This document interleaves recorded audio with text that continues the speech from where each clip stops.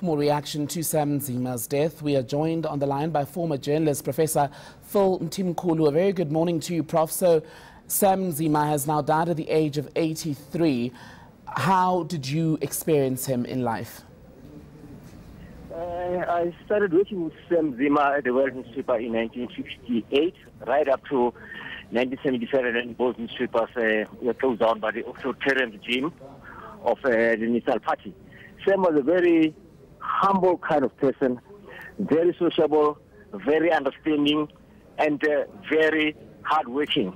I think you could never meet a more kinder person than Sam Nzima. He was always available and to help you wherever you wanted to go, whatever you wanted to do. And we traveled throughout what was then called the PWV, looking for stories and taking pictures. And Sam had a keen eye for a good picture. I think Sam's contribution to the liberation struggle is being undermined, you know. Through the click of a finger, he actually led to the acceleration of the liberation struggle, because that picture spoke volumes of words, far more than the politicians could have done. And that picture, as I said, a picture never lies. It has captured the imagination of the world, and was through him that the liberation struggle was awakened when that picture was screened throughout the world. You speak of how Mr. Nzima's role in the liberation struggle was perhaps undermined, Professor, but others could argue that the South African government and the people were always grateful to him for his work. You see that perhaps in him being awarded that national order. Yes, that was very good, but it took a long time for him to be bestowed to the national orders, and I must say that I really congratulate whoever actually suggested that he should actually be granted the national orders must be bestowed upon him, because that picture alone actually set the South African, black South Africans free.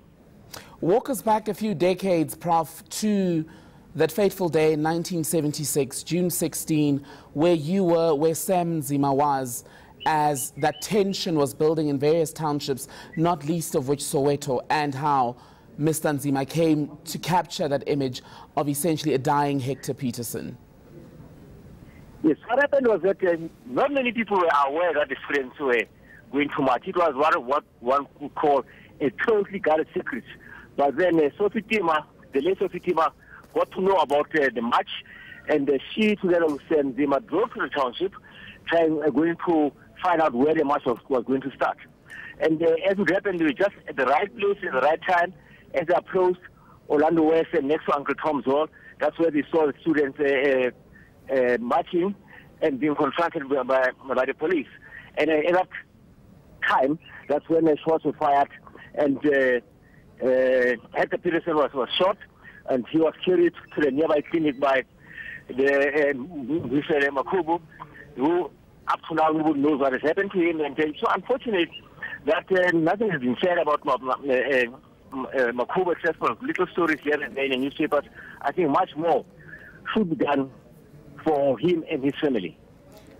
What was Mr. Nzima like in his later years? Do you find that he, like many others, was still very much scarred by the experiences of the 70s and the many other years under apartheid rule? That picture annoyed the South African government.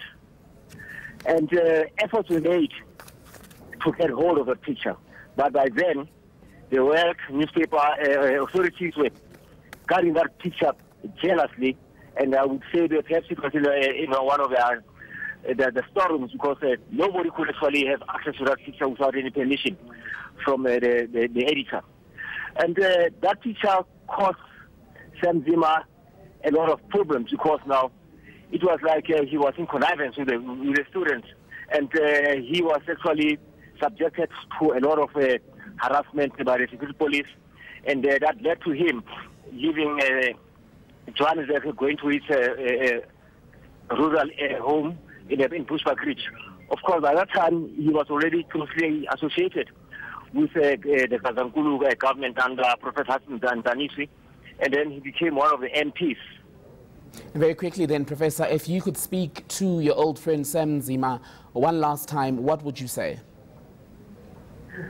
I would say, fare thee well, gallant hero of South Africa. Your contribution to the liberation struggle will never go untold. It must actually be etched in the history books of South Africa. All right, Professor Phil Mthimkhulu, thank you for your time. That was Professor Phil Mthimkhulu, as I was saying, a former journalist who spent many years working with the late Sam Nzima, the renowned photojournalist.